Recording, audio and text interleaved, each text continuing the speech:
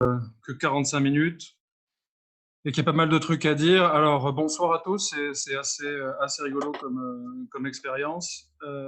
Merci beaucoup à Laure Vergeron, du coup, pour avoir permis tout ça. L'air de rien, après un commentaire sur Facebook. Donc, faites attention à quand vous commentez, ça peut vous amener à faire des présentations Zoom devant des externes que vous ne connaissez pas du tout. Oui. Alors, juste un petit mot de pep talk pour vous rassurer, entre guillemets, hein, c'est que quoi que vous fassiez, vous serez heureux de le faire. Donc ça, c'est important à dire. À titre personnel, j'ai un de mes amis qui voulait faire orthopédiste. Il a fini psy par rapport à son classement. Et maintenant, il est critique pour Allociné et Première. Donc bon, il continue à être psy. Mais voilà, donc courage. Je sais que la période est un peu pourrie. Mais voilà, bon, si je peux vous apporter 2-3 infos, sachant que je pense que demain, on dédiera la présentation à des questions de votre côté, de l'orthopédie un peu de manière générale, si vous avez des questions en orthopédie. C'était une matière que je détestais quand j'étais externe. Donc, on va y aller, histoire de. Alors, au niveau des objectifs, bon, très rapidement, vous devez connaître l'interrogatoire, l'examen clinique, le bilan bio, l'imagerie, les signes radio et la prise en charge spécialisée, en tout cas d'en avoir une idée, même si les traitements ne sont pas vraiment au programme dans cet item. Sachant que l'important, vraiment, ce qui est indispensable, c'est en gros quand est-ce que la clinique doit vous alerter, quand est-ce que la radio que vous allez prescrire en fonction de cette clinique doit en fait vous faire vous inquiéter, et du coup, quand est-ce qu'on biopsie, puisqu'au final, c'est la finalité de tout ça. Donc, et donc, du coup, d'avoir une idée du parcours du patient, c'est ce que je vous ai dit, ce n'est pas exactement au programme. Donc, alors, attendez, parce que chaque fois, il faut que je reclique. Voilà. Donc, en gros, ce qu'il faut que vous savoir, c'est que vous sachiez, en fait, dans votre pratique, et donc, au final, à l'ECN, hein, parce que souvent, c'est quand même parfois un petit peu logique, c'est que vous avez un taux d'erreur diagnostique de 10 à 100%, en fait, dans ce type de présentation. Donc, le risque, c'est de ne pas faire le diagnostic de fracture pathologique et de traiter comme si c'était un os sain. Donc, ça, c'est très emmerdant pour nous en orthopédie. Et l'autre risque, c'est de faire le diagnostic d'une fracture pathologique, mais malheureusement, ce n'est pas une métastase, et c'était une tumeur primitive, et donc qui est curable. Malheureusement, c'est quand même majoritairement des métastases que vous verrez dans votre pratique et à l'ECN. Donc, en gros, ça, c'est des exemples vécus. Hein. Donc, à gauche, c'est un homme de 55 ans qui s'était fracturé l'humérus en levant une valise.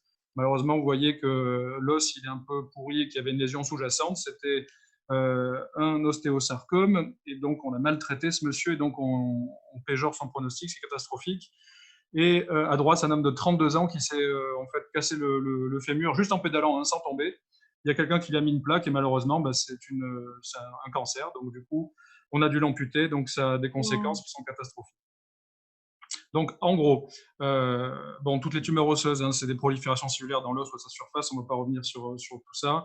Vous allez rencontrer majoritairement des métastases. En général, ça sera exceptionnel pour vous de rencontrer ces tumeurs dans une pratique de médecin généraliste ou bien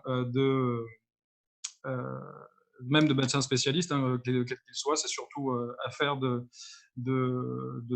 centres spécialisés. Donc, en général, ce que vous rencontrerez, c'est des tumeurs bénignes. Les malignes sont très rares, c'est moins d'1% des cancers. Sachant que je vous fais un tout petit aparté, hein, c'est que là, je vous fais les tumeurs osseuses.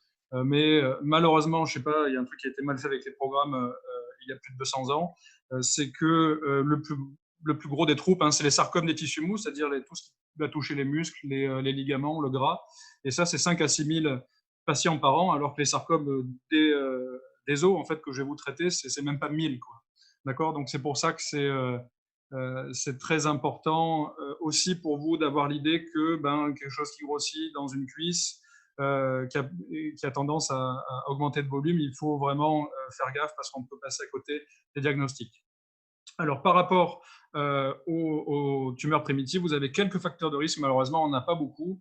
C'est que soit vous avez des prédispositions génétiques, la mutation en fait, dans le rétinoblastome, la mutation de la protéine 53, notamment dans le syndrome de Li-Fraumeni, qui peuvent créer n'importe quel type de cancer, dont les sarcomes.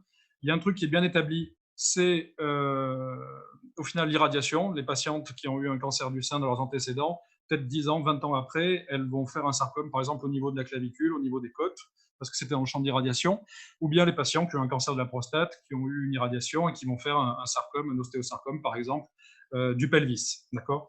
Après, on a un autre truc, c'est les tumeurs bénignes en fait, qui sont préexistantes. Par exemple, vous avez dans la maladie d'Ollier au final des enchondromes partout, donc du cartilage dans plein de métaphyses osseuses, et qui peut dégénérer en chondrosarcome, ou bien dans la maladie de Bessel-Hagen, c'est pareil, le même mot, c'est l'exostose multiple, vous pouvez développer vous allez pouvoir développer des chondrosarcomes sur ces lésions-là.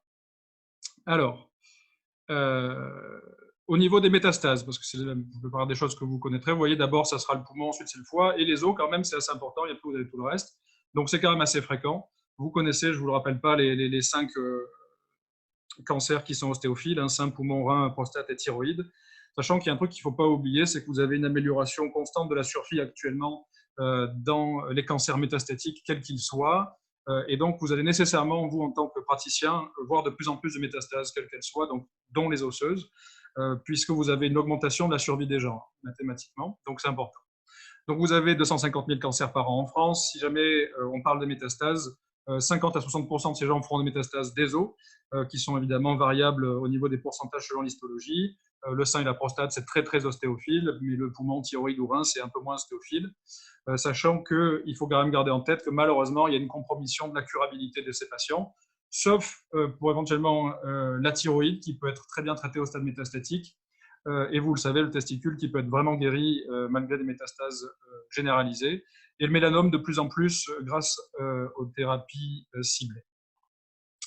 Donc, au niveau du patient, quand vous allez le voir, il y a une orientation diagnostique assez classique. Vous demandez si le patient a des antécédents de cancer, donc de tout ce qu'on vient d'évoquer, évidemment tous les autres cancers. Si jamais il n'y a pas d'antécédent, que vous êtes chez un patient qui a moins de 40 ans, avec une douleur qui s'aggrave, qui est plutôt au repos la nuit, une fracture pour un traumatisme minime, une douleur isolée, pas de signe d'accompagnement, on va être plutôt sur une tumeur primitive, donc rare, mais c'est le sujet de cet item.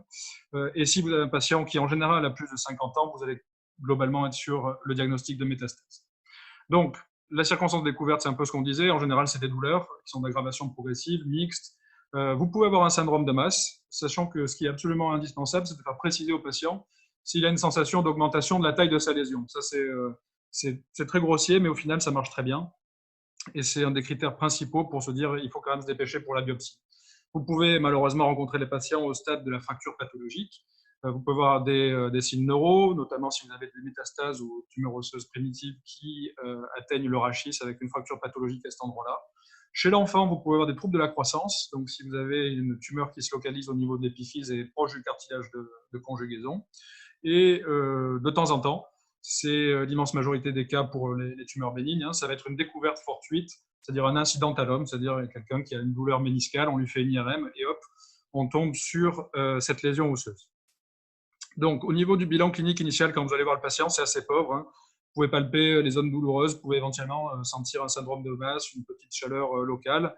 Vous pouvez avoir, si vous avez une tumeur beaucoup plus développée, des symptômes neurologiques, vasculaires, éventuellement digestifs si vous êtes dans les tumeurs pelviennes. Mais en gros, c'est assez pauvre. Hein. Vous faites un examen orthopédique un peu classique, mais il n'y a pas grand-chose de spécifique à la pathologie tumorale osseuse.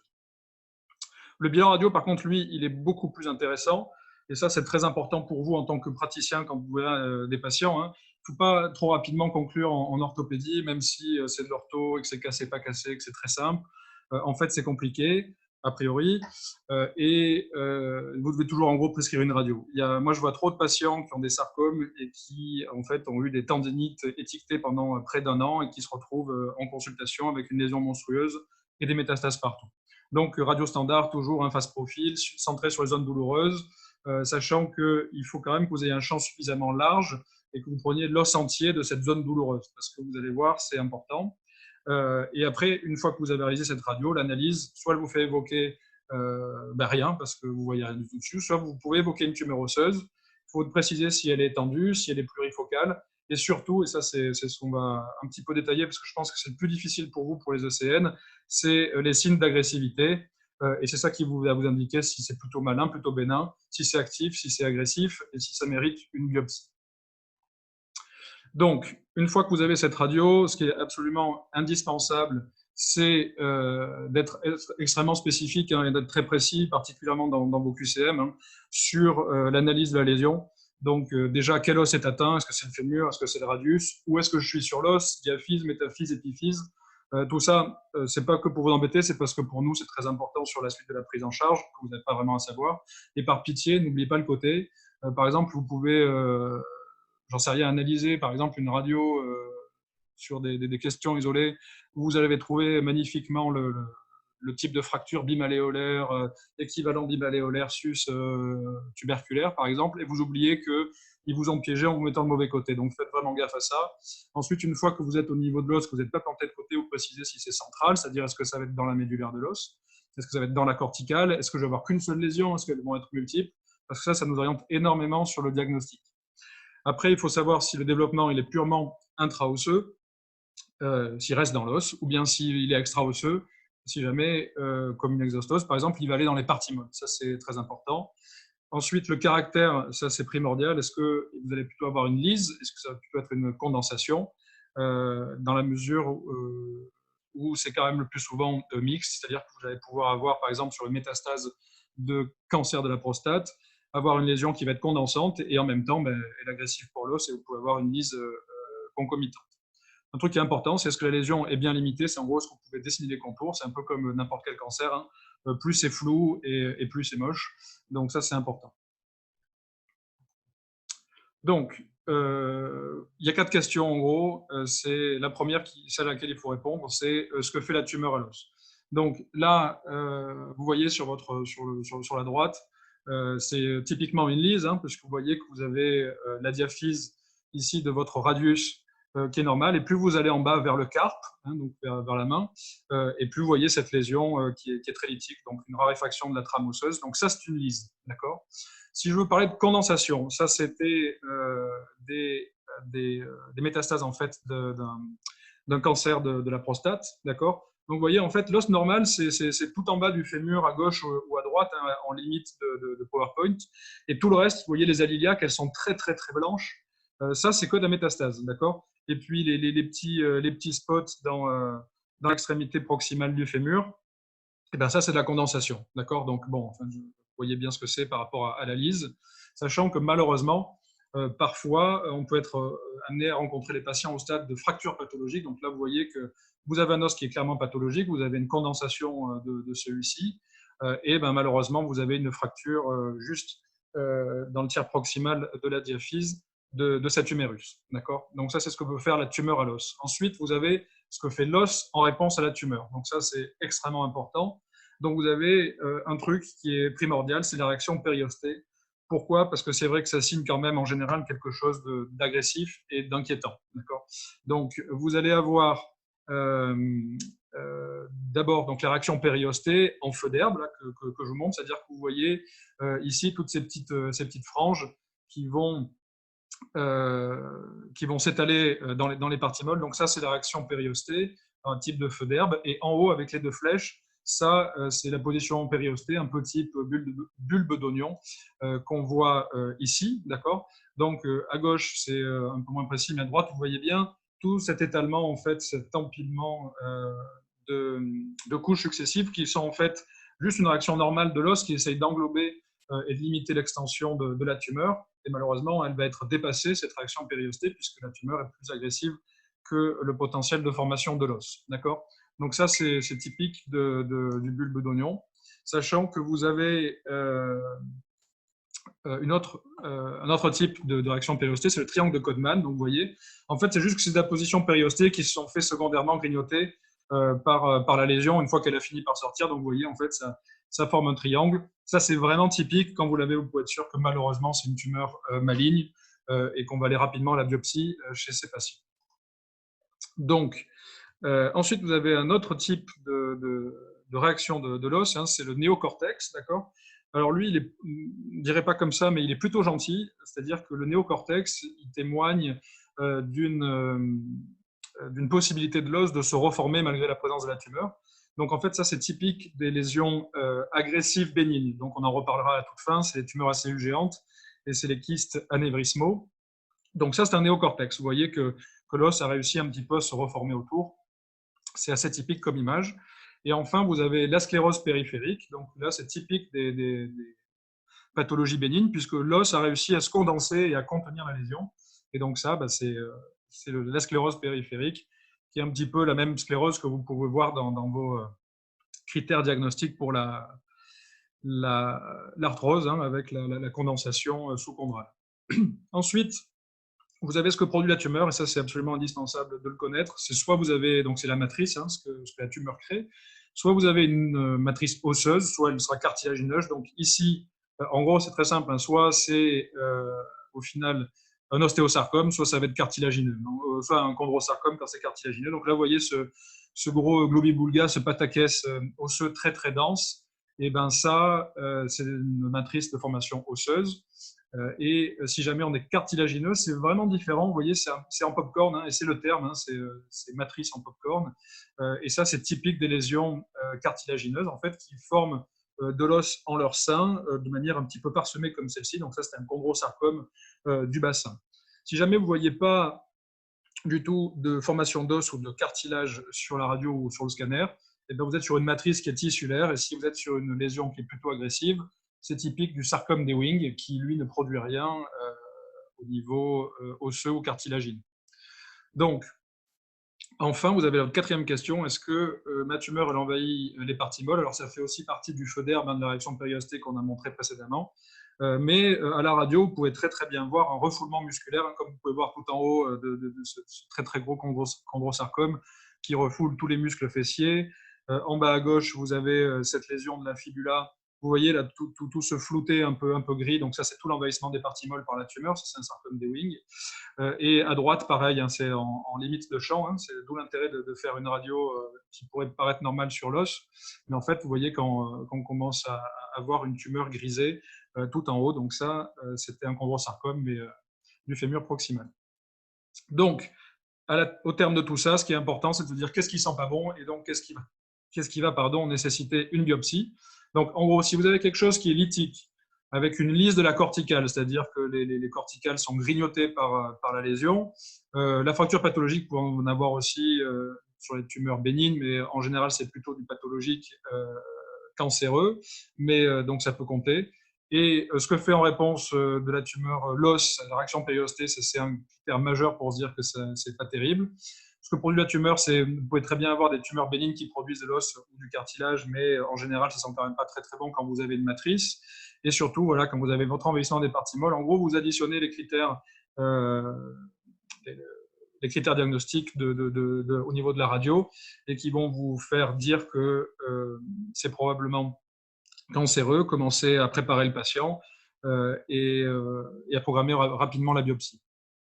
Donc, au terme de ce bilan de base avec la radio, soit vous soupçonnez une tumeur secondaire, soit vous soupçonnez une tumeur primitive. Donc, en gros, la tumeur secondaire, c'est ce que je vous ai déjà dit, hein, c'est le sujet qui a plus de 50 ans avec une clinique suspecte parce qu'il y a des antécédents de cancer. Donc, vous l'interrogez évidemment, vous ne pouvez pas faire l'injure, hein, le tabac, l'alcool, tout ça, ou palper, si c'est une patiente, palper les seins, au niveau de la prostate, pour en gros chercher un primitif au niveau clinique. Hein.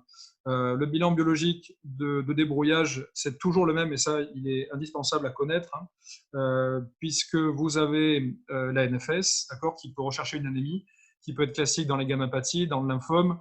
Vous recherchez aussi une lymphopénie hypereosinophilie qui peut être classique du lymphome, puisque vous savez que le lymphome peut avoir des localisations osseuses.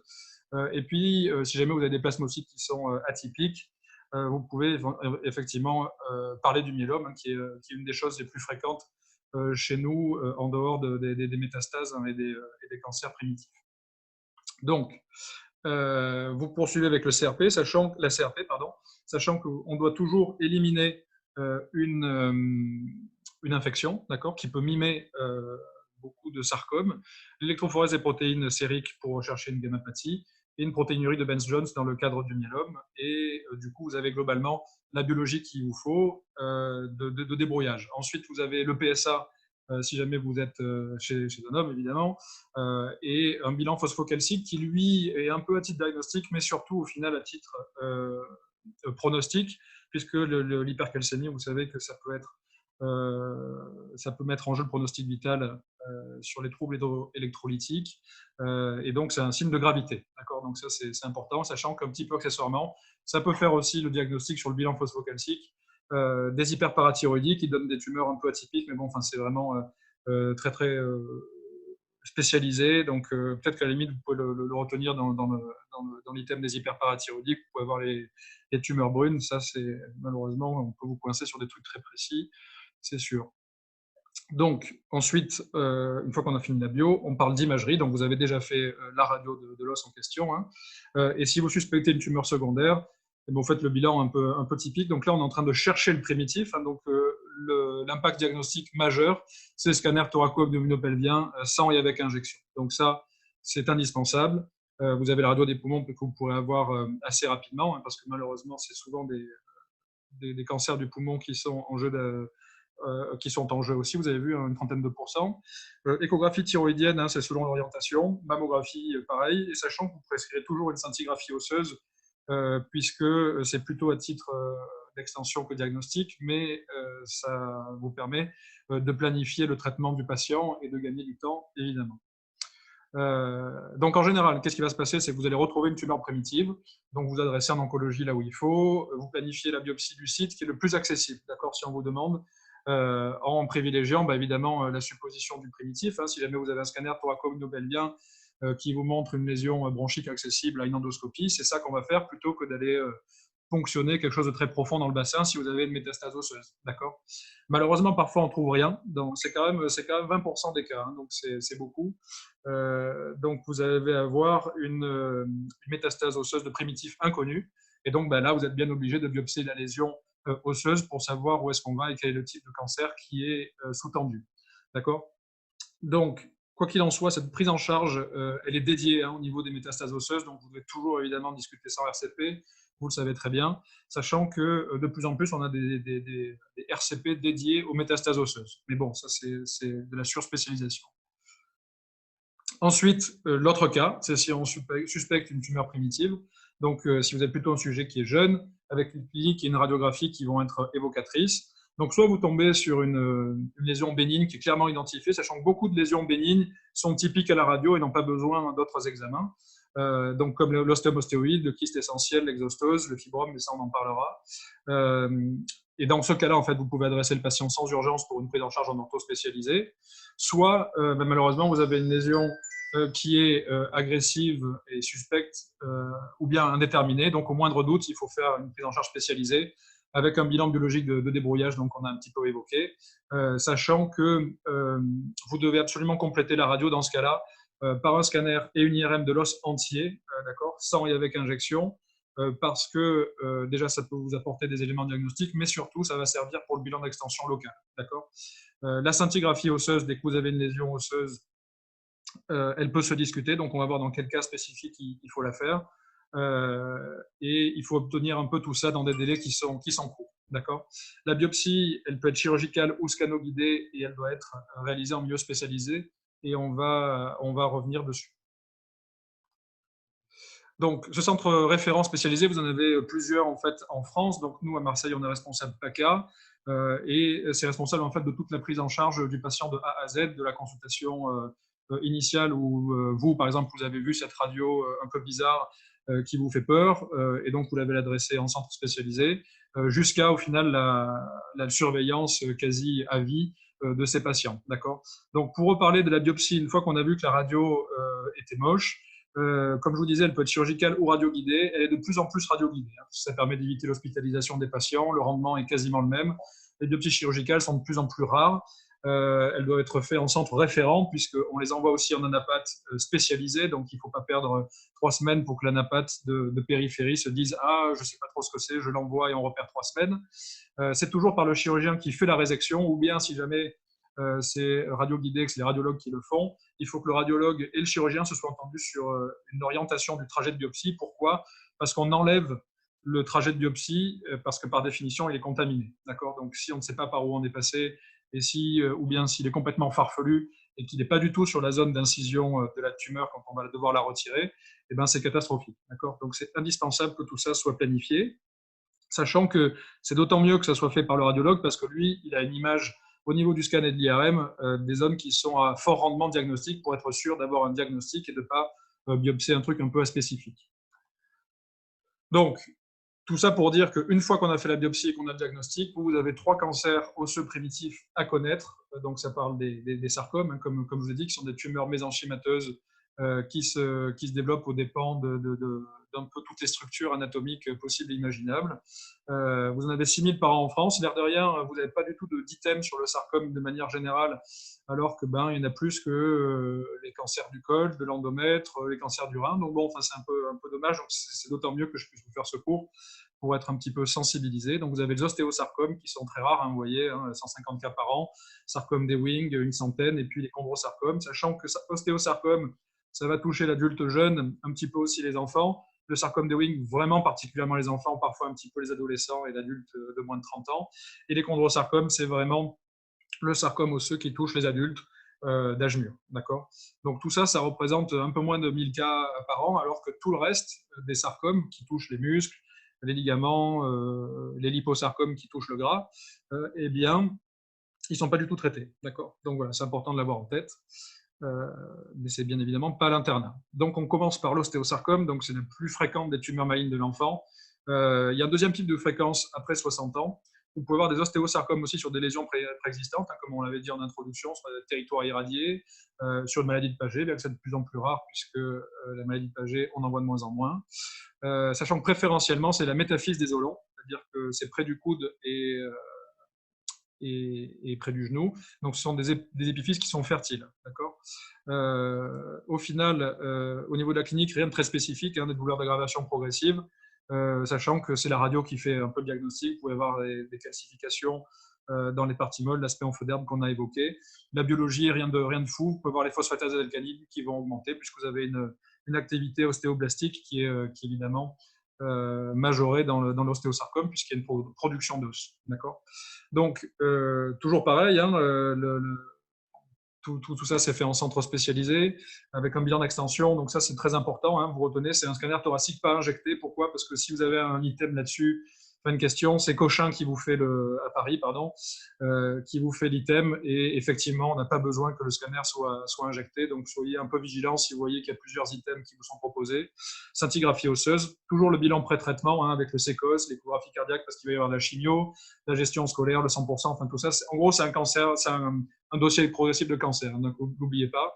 Le traitement, vous n'allez pas le savoir, mais gardez juste à l'idée que vous avez chimio, chirurgie et reconstruction, parce qu'il faut bien reconstruire l'os quand on l'a enlevé, et puis rechimio, d'accord. Donc c'est des patients qui ont un traitement qui est très très lourd, qui dure 1 an, ça leur pourrit aussi la vie, en plus de potentiellement les tuer, donc c'est catastrophique, hein. C'est vraiment des cancers pariolo, sachant que la survie à 5 ans, c'est pas si mal, c'est pas le cancer du pancréas où on est à 3 à 4%, mais vous êtes quand même chez des adultes jeunes, donc 60% de survie à 5 ans, c'est vraiment terrible. Sachant que les critères pronostiques, c'est métastase, la mauvaise réponse à la chimiothérapie, ça c'est les critères pronostiques. Donc là, vous voyez, c'est typiquement l'ostéosarcome, hein, on ne reviendra pas sur les matrices osseuses, mais vous voyez, c'est vraiment cette matrice très très dense, avec tous ces signes d'agressivité. Là, vous voyez complètement à droite, vous avez un os qui est bien plus dense que, par exemple, si vous regardez le tibia, le fémur est beaucoup plus dense. Donc ça, vraiment, c'est de l'ostéosarcome. D'accord. La scintigraphie qui vous montre une fixation qui est très intense et puis vous faites aussi un bilan des potentielles lésions qui pourraient être ailleurs. Et puis, vous avez donc des précisions au niveau du scanner qui peuvent être intéressantes, surtout pour les mesures pour nous en orthopédie pour la reconstruction. Et là, vous voyez, donc en fait, quand vous faites l'IRM de tout ça, vous voyez, il y a un envahissement des parties molles qui est absolument majeur. Donc, c'est des tumeurs qui sont extrêmement agressives. C'est vraiment quelque chose de catastrophique. Et là, vous voyez bien sur la toute dernière image en bas à droite que ça refoule derrière tout l'axe en fait poplité. Donc, ça peut envahir les vaisseaux lainaires. Donc, ça peut être vraiment terrible comme tumeur. Ensuite, le sarcome des Ewing, donc c'est tumeurs qui sont de haut grade de malignité. Ça touche un peu plus souvent les os plats, ça peut être quand même globalement autour du genou quand même. La douleur, c'est le maître symptôme. Et sachant que vous pouvez aussi avoir une fièvre, parce que c'est des tumeurs qui ont un taux de doublement de 1 mois. Hein. Vous avez les cellules qui se dédoublent, enfin au niveau le volume tumoral qui se dédouble en 1 mois. Donc, c'est des tumeurs qui sont très, très agressives, qui peuvent donner beaucoup de signes généraux. D'accord. La biologie, rien de très palpitant, hein, phosphatase alcaline et la LDH qui peuvent être augmentées, sachant que c'est des critères pronostiques aussi. Le LDH, ça peut être, quand il est élevé, un critère de moyen pronostic. Et la radio vous montre un peu ce qu'on a vu précédemment avec des signes d'agressivité. Toujours pareil, centre spécialisé, un truc, vous retenez que c'est plus du scanner thoracique maintenant, c'est clairement démontré, donc maintenant on ne peut plus vous dire autre chose dans les items, c'est un PET scan. D'accord. Donc le PET scan, c'est le bilan d'extension, sachant que théoriquement, comme ça se discute de plus en plus et qu'on l'a fait de moins en moins, on ne devrait pas pouvoir vous interviewer sur la biopsie ostéomédulaire, d'accord, parce qu'on s'est aperçu qu'au final, le pronostic, il n'est pas complètement corrélé, parce que de toute façon, quand vous avez un envahissement médulaire, vous avez aussi un envahissement métastatique au niveau des poumons, au niveau d'autres organes. Donc, du coup, le traitement n'est pas changé, donc ça ne sert à rien de faire des misères aux patients. Voilà, le bilan pré-traitement, pas de souci. Le traitement, c'est le même que l'ostéosarcome, hein, chimio, chirurgie, chimio, sachant que parfois vous pouvez rajouter de la radiothérapie parce que c'est une tumeur qui est radiosensible, avec une survie qui est un peu supérieure parce que c'est des lésions qui sont très chimiosensibles. Donc là, vous voyez, c'est quand même un peu plus discret, hein, vous n'avez pas ces grosses matrices, tout ça. Vous pouvez quand même avoir ce triangle de Codman sur la radio du milieu, mais vous voyez surtout ce que c'est, ce que vous voyez une lise au niveau du genou. Et quand vous faites l'IRM, sur quelque chose d'assez, au final, on va dire subtil sur la radio, vous avez un gros envahissement des parties molles. Là, vous voyez tout ce qui est blanc sur l'IRM en T2, c'est du sarcome qui s'est échappé de l'os. Donc là, c'est juste un exemple personnel. Hein, vous voyez, là, c'était une pauvre fille qui était à un stade polymétastatique. Vous voyez l'IRM à droite, il y a un envahissement majeur des parties molles. On lui a fait de la chimio et en fait, il n'y a plus rien. Donc, elle est toujours là. Ça fait 1 an. Donc, âme sensible, s'abstenir, c'est un peu ce qu'on fait. Donc, vous voyez, à gauche, c'est la dissection. On enlève tous les muscles qui sont envahis, en plus de l'os qui est envahi. Et on reconstruit taille pour taille avec une prothèse massive. Dans ce cas-là, chez les enfants, on fait des choses un peu différentes. Et vous voyez, ça peut être intéressant puisque c'est assez magique sur le moment. Après, bon, malheureusement, il y a aussi plein de complications, donc c'est pas non plus la panacée, mais on peut quand même redonner une vie à peu près correcte à ces patients. Mais vous voyez à quel point ça change la vie de ces pauvres gens. Enfin, vous avez le chondrosarcome, donc, qui est la tumeur osseuse primitive la plus fréquente chez l'adulte. Vous avez une matrice cartilagineuse, en général, donc c'est plutôt la seconde partie de vie, sachant qu'il y a une petite astuce, c'est que ça peut survenir sur une lésion bénigne préexistante qui dégénère secondairement, donc une exostose, un enchondrome le plus souvent. Ça peut toucher tous les os, en particulier le squelette axial, le bassin, le rachis et la ceinture scapulaire, mais aussi, en général, on pourra aussi les retrouver autour du genou. C'est vraiment l'appendicite du chirurgien onco-ortho, c'est le genou. C'est très souvent là. Toujours en centre spécialisé. Le bilan d'extension TDM thoracique sans injection, la scintille osseuse, un peu comme l'ostéosarcome, sachant que malheureusement, elle est ni chimiosensible ni radiosensible, donc le traitement, c'est que chirurgical, avec quand même une survie qui est assez bonne dans le chondrosarcome, et ça dépend des métastases, mais aussi du grade, parce que cette tumeur, elle se grade, et plus évidemment le grade est haut, et plus c'est agressif, avec une survie qui diminue. Donc là, vous voyez, le chondrosarcome, c'est typiquement ça. Donc vous voyez ces petites calcifications en popcorn à l'intérieur, autour d'une lise, là, sur l'image de gauche. Le scanner, c'est très important parce que là, vous voyez que sur l'image du milieu, sur la corticale de gauche, sur la corticale externe, vous voyez que les petits popcorns, ils sont en train de grignoter la corticale. Donc ça, c'est un critère d'agressivité, ça va nous amener à la biopsie et ça va nous faire penser plutôt à un chondrosarcome qu'un enchondrome qu'on verra. Et puis à droite, vous voyez, il y a toujours ces popcorns. Vous avez aussi une fracture pathologique qui est montrée par la flèche. Donc, c'est des tumeurs qui sont très reconnaissables sur l'image. Donc, juste pour que vous voyez les métastases, ce que c'est. Donc, ça, c'est des métastases de chondrosarcome. Ça peut être clairement évident sur le scanner à gauche. Mais ça peut être un peu plus subtil, on va dire, donc avec les flèches que vous voyez. Sachant que, un peu comme dans n'importe quel cancer, on peut toujours discuter la résection de métastases quand elles sont peu nombreuses et qu'on est chez un patient qui est jeune pour se donner un peu plus de chances de guérison malgré un stade métastatique qui est très péjoratif. Donc, on a encore quelques minutes, je vais aller vite là-dessus, parce que vous avez les tumeurs osseuses donc secondaires, les métastases, les primitives, mais dans primitif, vous avez malin, donc ça on vient d'en parler, et vous avez aussi le bénin, donc on peut vous interroger là-dessus. Alors, on ne pourra jamais vous demander le traitement, mais il y a quand même des choses qu'on peut vous demander sur des questions isolées. Et ça, ce topo, il est fait exprès parce que, comme ça, au moins, vous pouvez l'avoir bien en tête. Évidemment, on va essayer de voir comment je peux vous le transférer pour que vous ayez le topo et que vous gardiez un peu, au final, un atlas de ce à quoi ça ressemble. D'accord. Donc, assez rapidement, parce que c'est vrai que l'air de rien, tout ça passe très vite. Donc, vous avez le fibrome non ossifiant. C'est vraiment typique, hein, c'est le patient de 10-20 ans, métaphyse au long. C'est quasi tout le temps asymptomatique. Ça va tout le temps être des incidentalomes, hein, c'est-à-dire qu'on fait j'en sais rien, une radio parce que le patient a mal au genou et on tombe là-dessus. Parfois, il peut y avoir un risque de fracture, mais ça va vraiment être lié à la taille de la lésion. En général, elles sont toutes petites. Il n'y a pas de bilan, il n'y a pas de surveillance. Alors, c'est typiquement comme ça. Donc, vous voyez, en fait, ça dépend de la corticale, c'est collé à la corticale, sachant que ça a plein de noms, fibrome non ossifiant, cortical defect, puisque vous voyez que ça a grignoté la corticale. Et en fait, voilà, c'est ce truc un peu polylobé qui est au dépend de la corticale, et c'est vraiment typique, vous l'avez en tête, et bon, il faudra que vous le regardiez, mais en gros, vous ne pouvez plus l'oublier, vous savez ce que c'est, vous pouvez rassurer les patients. Ensuite, vous avez l'exostose ou l'ostéochondrome, hein, c'est-à-dire que c'est une tumeur qui est à la fois ostéoformatrice et cartilagineuse. C'est toujours pareil, hein, c'est des gens qui sont jeunes, c'est des cellules qui s'échappent un petit peu du cartilage de conjugaison et qui vont faire leur petite os de leur côté, quoi. Donc, il y a un facteur de risque, c'est la radiothérapie, mais bon, c'est quand même exceptionnel.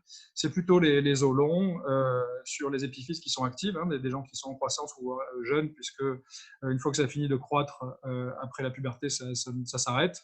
Et par contre, même si ça s'est arrêté, ben, progressivement, les tendons, à force de frotter dessus, peuvent commencer à faire mal avec des tendinopathies. On peut sentir la masse sous la peau, sachant que le problème principal, c'est que ça peut se transformer en chondrosarcome, mais c'est très rare. D'accord.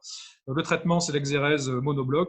On enlève tout quand c'est symptomatique, sinon, ce n'est pas la peine du tout de les embêter avec de la chirurgie. Donc, vous voyez, c'est vraiment typique, ce truc en chou-fleur là, qui se développe aux dépens de la corticale, sachant qu'il y a un truc qui est pathognomonique, qui prévient, on va dire, la nécessité de toute biopsie. C'est que, je ne sais pas si vous voyez dans l'image en haut à droite sur l'IRM, là, eh bien, la lésion, en fait, elle est connectée à l'os par un canal, en fait, où il y a tout le temps de la médulaire osseuse. D'accord. C'est-à-dire que vraiment, c'est une continuité de la médulaire osseuse entre la lésion et l'os normal. Et ça, c'est typique. Il n'y a que ça qui fait ça. Et si vous avez ça, vous savez ce que c'est.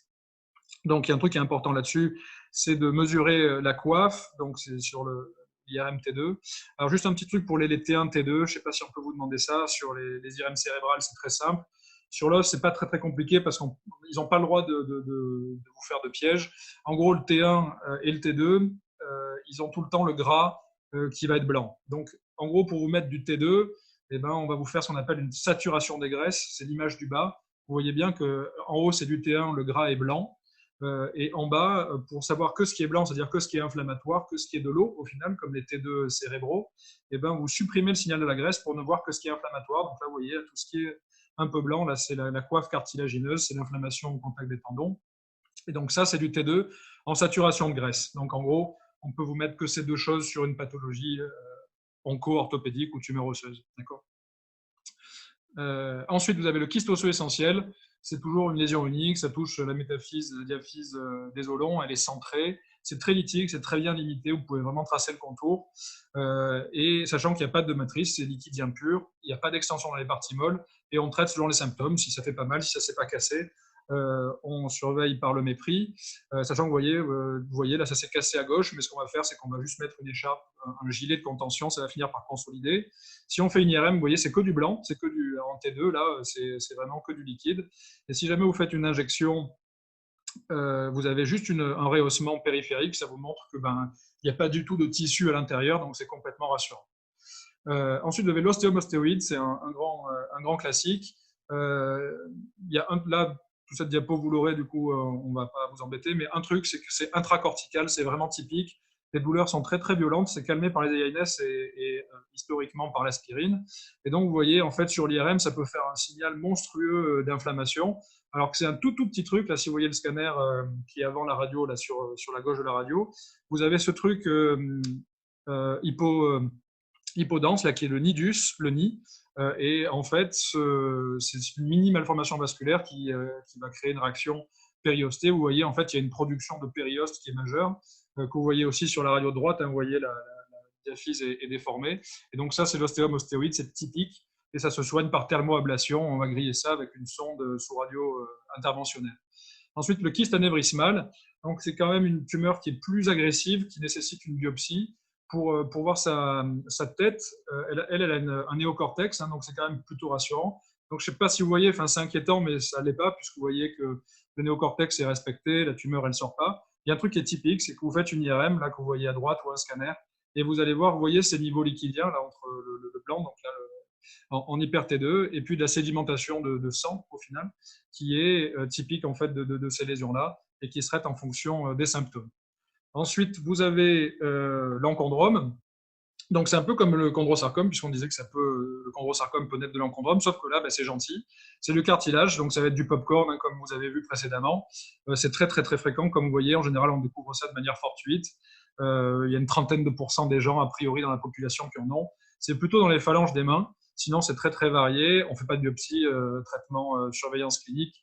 Ça suffit. Donc, vous voyez, c'est vraiment comme au final un chondrosarcome, sauf qu'il y a un truc qui est très important, et vous le voyez notamment sur le scanner avec la flèche, vous voyez les petits grains de riz de popcorn. C'est surtout qu'en fait, ça ne grignote pas la corticale. Ça ne doit pas la franchir, sinon on sait que malheureusement, c'est en train de se transformer en quelque chose de plus agressif.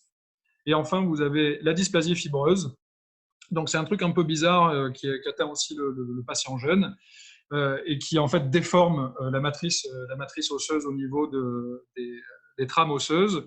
Le problème, c'est que ça peut, comme vous voyez au milieu, se transformer en sarcome dans quelques pourcents des cas. Vous retenez globalement que soit ça atteint un seul os, c'est-à-dire monostotique, soit c'est polyostotique, sachant que quand c'est polyostotique, ça peut malheureusement rentrer dans des syndromes génétiques comme le McCune-Albright. Voilà, le gros problème, c'est comme vous voyez, là, c'est des radios qui sont gentilles, mais ça peut faire des déformations qui sont monstrueuses. Et il y a un aspect qui est typique, c'est l'aspect en verre dépoli, un peu comme quand vous avez vos lésions interstitielles là, en scan thoracique. Vous voyez, en fait, l'os, il prend un peu cette teinte qui est normale si vous la comparez par exemple à gauche au niveau de la cheville. Donc ça, c'est typique de la dysplasie osseuse, sachant que c'est un peu la seule de ces lésions que je vous ai présentées qui peut faire des déformations dans les plans axial et sagittal. Donc, c'est assez typique. Pareil, ça se traite par le mépris, sauf si ça se transforme évidemment en cancer ou si jamais c'est symptomatique, mais c'est excessivement rarement symptomatique. Et enfin, vous avez la tumeur à cellule géante qui est un peu à part, qui est en fait une tumeur agressive à malignité intermédiaire, c'est-à-dire que on a décrit des cas où ça pouvait métastaser dans les poumons, mais avec des métastases dites bénignes, c'est-à-dire dont on ne meurt pas. Enfin, c'est vraiment chelou comme lésion. Mais en gros, c'est l'adulte jeune. C'est une lésion qui est lytique, qui est extrêmement bien limitée. Il y a un néocortex qui est plutôt rassurant, comme on l'avait dit en intro quand on décrivait les lésions. Il n'y a pas de matrice. Ça peut envahir les parties molles, mais il faut toujours biopsier parce qu'on peut toujours passer à côté de cancers atypiques. Et en général, on les surveille ou parfois on peut être amené à les opérer suivant les symptômes et le risque de fracture quand ça touche les membres inférieurs. Donc là, vous voyez, c'est très très bien limité, hein, ça vous pouvez le dire si jamais ça vous est demandé. Et vous voyez une petite effraction de la corticale, donc ça peut être un peu inquiétant. Mais en fait, ça a vraiment pour nous, en tout cas, un aspect typique. Vous voyez à quel point c'est limité. Sur l'IRM, c'est pas en train de flasher partout, c'est très très spécifique en fait comme tête, donc du coup on est plutôt rassuré. Et parfois ça demande un traitement. Par exemple ici vous voyez bien que ça se rapproche dangereusement de l'articulation, donc ça peut nécessiter d'être cureté, enlevé. Parfois on met des prothèses un peu massives pour ça. Voilà. Donc en gros c'était le sujet du jour. Jouer Marseille parce qu'il faut toujours être un petit peu chauvin chez nous, c'est religieux. Je sais que vous pouviez lever la main. Tac. Alors merci à vous d'être venu. Je vois qu'il y a beaucoup de merci. J'ai l'impression qu'on est sur une émission de télé, quoi. Je voudrais remercier ma mère pour tout ce qu'elle m'a offert. Alors voilà, donc là, si jamais vous avez envie, vous pouvez poser je ne sais pas combien de questions jusqu'à ce que ça coupe. Et puis sinon, on se revoit demain à la même heure. Alors il y a des questions sur le chat, me dit Laure. Oula, ah oui, alors il faut que j'arrive à lire parce que je suis orthopédiste. Tac. Alors, est-il possible de faire un rappel cancer ostéolytique et ostéocondensant? Alors, les ostéolytiques, c'est quasiment tout. L'ostéocondensant, il y a quasiment que la prostate. Il peut y avoir aussi un petit peu les cancers gastro-intestinaux, mais le plus connu, c'est la prostate, sachant que les gastro-intestinaux, de toute façon, ils font très rarement des lésions osseuses, mais quand ils en font, elles peuvent être condensantes, effectivement. Ensuite, mais sinon, voilà, l'immense majorité des métastases, ça va être ostéolytique.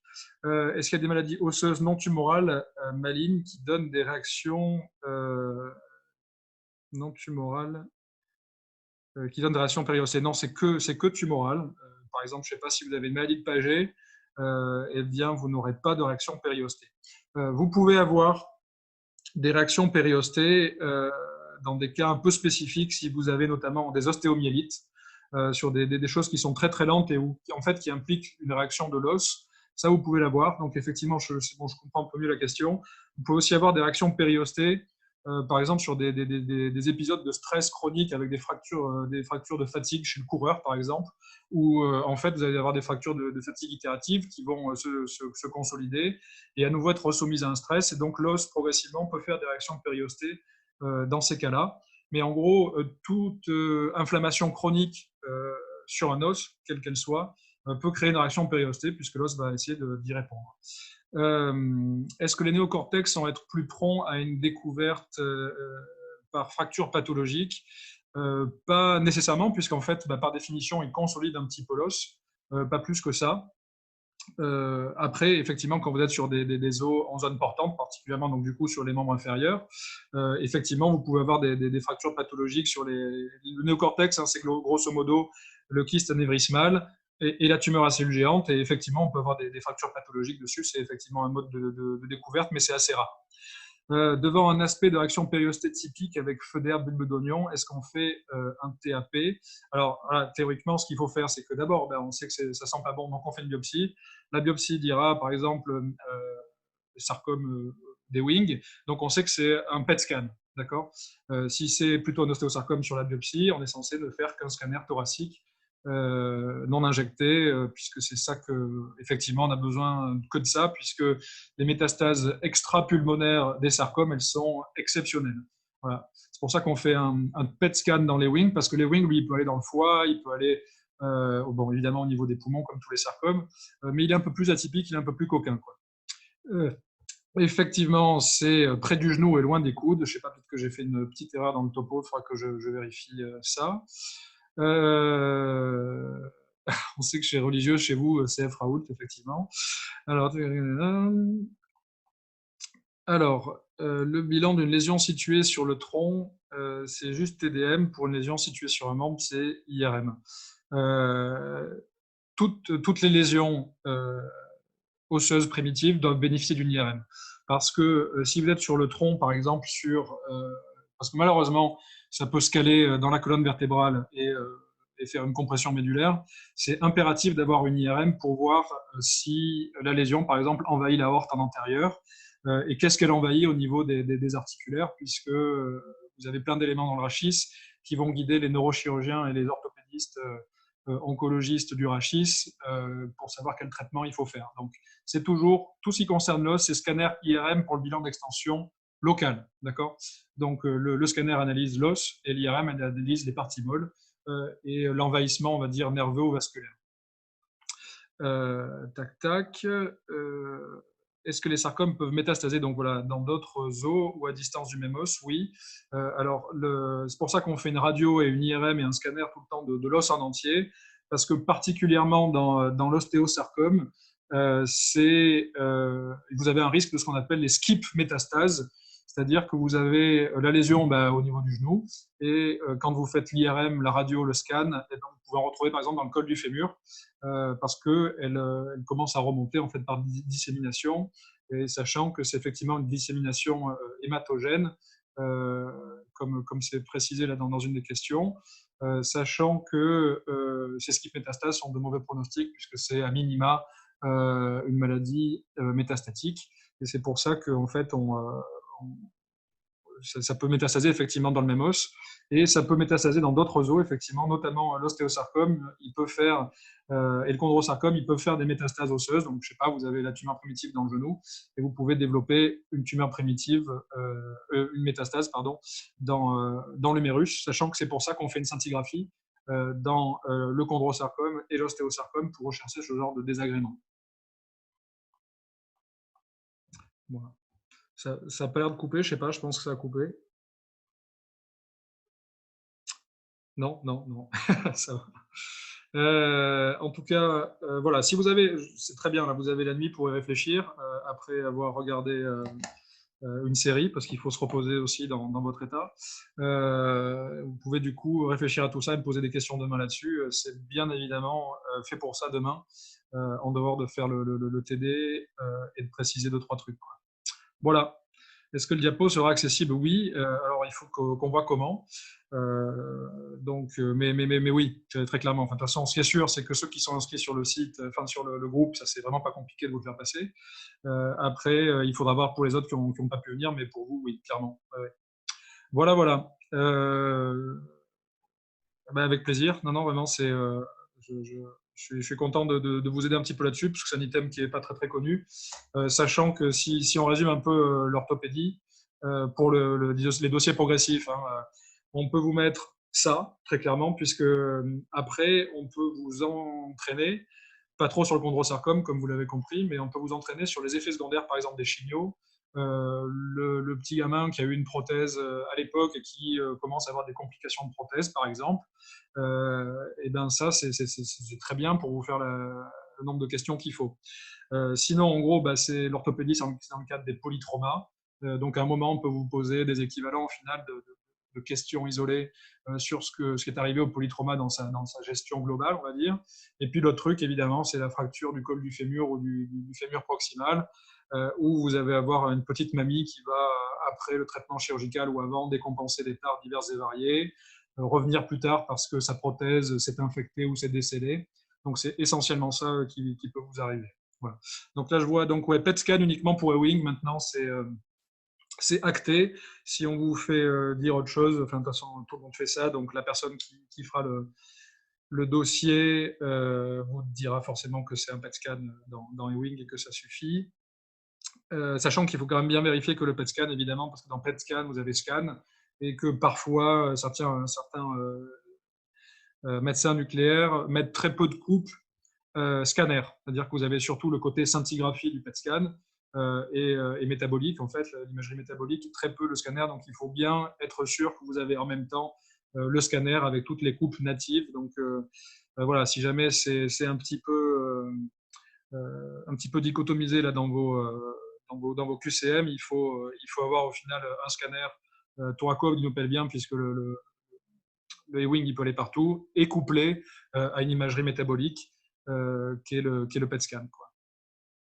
Donc ça, question de curiosité, pourquoi on discute la BOM enfin, c'est-à-dire qu'on on la discute dans le sens où on la fait plus trop, parce qu'en fait, ce dont ils se sont aperçus là récemment, c'est que quand vous avez une biopsie ostéomédulaire qui est positive, c'est-à-dire envahie par la tumeur, je crois que la série qu'ils avaient étudiée, ils avaient genre 300 patients, et tous les gens qui avaient en fait un envahissement de la moelle osseuse avaient aussi des métastases, quelles qu'elles soient, c'est-à-dire essentiellement pulmonaires, comme vous avez pu voir, et que donc en fait ça changeait pas le pronostic, donc et pas plus le traitement non plus. Donc au final, tant qu'à faire, ne pas la faire, quoi.